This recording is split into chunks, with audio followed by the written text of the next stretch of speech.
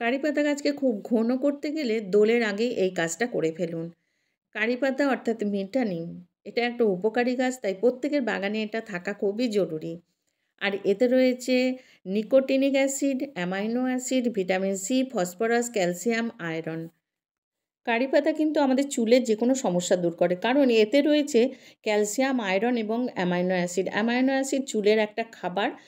এর কারণে কারি পাতা যদি আমরা মেথির সাথে বেটে দই দিয়ে আমরা ব্যবহার করি চুলেতে, তাহলে কিন্তু চুল খুব ঘন হয় এবং বড় হয়।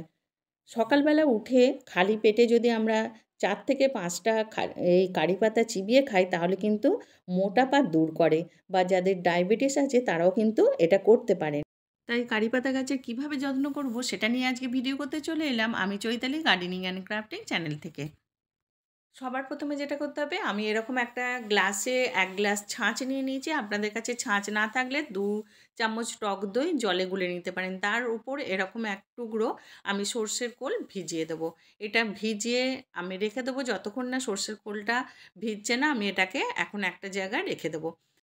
এরপরে আমাকে যেটা করতে হবে, এখানে গাছের গোড়াটাকে ভালো করে, এখানে যে আগাছা রয়েছে সেগুলোকে আগে পরিষ্কার করে নেব। পরিষ্কার করে নেবার পর গাছের গোড়াটা, মাটিটাকে আমাকে আলগা করে দিতে হবে। তাই আমি গাছের গোড়ার মাটিটা আলগা করে নেব। কোনো চিন্তা না করে আপনারা এরকম ভালো করে আলগা করে নিন। আলগা করে নিয়ে এখানে যে আমি লিকুইডটা তৈরি করে রেখেছি সেটা গাছের গোড়ায় আমি দিয়ে দেবো। আর এই লিকুইডটা এখন আমার ভিজে গেছে, সর্ষের খোলটা একেবারে নরম হয়ে গেছে, তাই এটাকে ভালো করে গুলিয়ে নিলাম। গুলিয়ে নিয়ে একেবারে এখানে টবের এই ধার দিয়ে আমি এটাকে দিয়ে দিচ্ছি। এইভাবে আপনারা যদি মাসে একবার করে এই লিকুইডটা গাছে দেন, তাহলে কিন্তু সারা বছর পাতায় ভরে থাকবে। তাই এটা মাসে একবার করে দেবেন। এখন যেটা করব, এখানে এই ডালগুলোকে আমি হার্ড প্রুনিং করে দেবো। আপনারাও হয়তো ভাবছেন যে এই সময় গাছে ফুল আসে, এই সময় গাছের ডাল কি কাটা ঠিক হবে?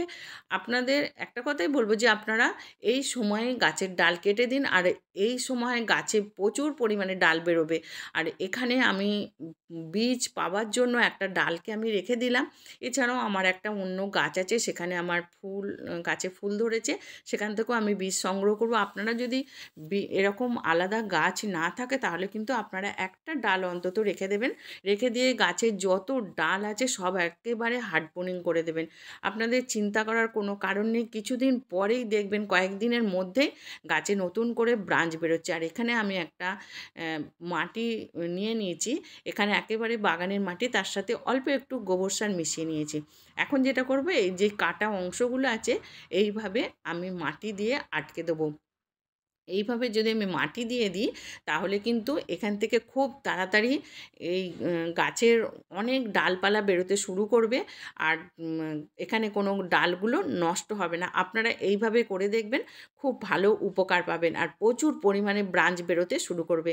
এটাকে ছাওয়াদার জায়গায় আমি রেখে দেবো। এখন যে ডালগুলো আমি এখানে কেটে নিয়েছি, এইগুলো আমি কয়েকটা টুকরো করে নিয়ে এইগুলোকে, এই কারি পাতার ডাল থেকেও গাছ তৈরি হয়, তাই এইভাবে টুকরো টুকরো করে আপনারা বসিয়ে দেবেন। অনেকগুলো টুকরো বসাবেন, অন্তত আপনাদের ৪-৫টা গাছ কিন্তু হয়েই যাবে। তাই এইগুলো আপনারা নিয়ে, এরকম নরম মাটি আমি এখানে নিয়ে নিয়েছি, নিয়ে এর মধ্যে বসিয়ে দেব। বসিয়ে দিয়ে এটা ছাওয়াদার জায়গায় আমি রেখে দেবো একেবারে ১৫ দিনের মতো। আমি এগুলো দেখুন এইভাবে পরপর বসিয়ে দিচ্ছি, আর নিচের অংশটা নিচের দিকে দিচ্ছি, উপরের অংশটা উপর দিকে দিয়ে বসিয়ে দিচ্ছি। এর উপর মাটি দিয়ে দেবো একটু, যাতে গ্যাপ না থাকে। তার উপর আরেকটু জল দিয়ে ছাওয়াদার জায়গায় রেখে দেবো। একেবারে ১৫ দিন পর এটা সূর্যের আলোয় বার করব। আপনারা কারি পাতা গাছে সবসময় চিন্তা করবেন, যেহেতু আমাদের পাতাটা খেতে লাগে, তাই অর্গানিক সার বা জৈব সার আপনারা ব্যবহার করবেন, তাতে কিন্তু খুব ভালো হবে। ভিডিওটা এখানেই শেষ করছি। ভিডিওটা যদি আপনাদের ভালো লাগে, তাহলে লাইক, কমেন্ট, শেয়ার করবেন। আর যারা আজকে প্রথম আমার ভিডিওটা দেখলেন, প্লিজ চ্যানেলটিকে সাবস্ক্রাইব করে পাশে থাকা বেল আইকনটা প্রেস করে দেবেন। সবশেষে বলি, আপনারা ভালো থাকুন, সুস্থ থাকুন, গাছ লাগান, পরিবেশকে ভালো রাখুন। নমস্কার।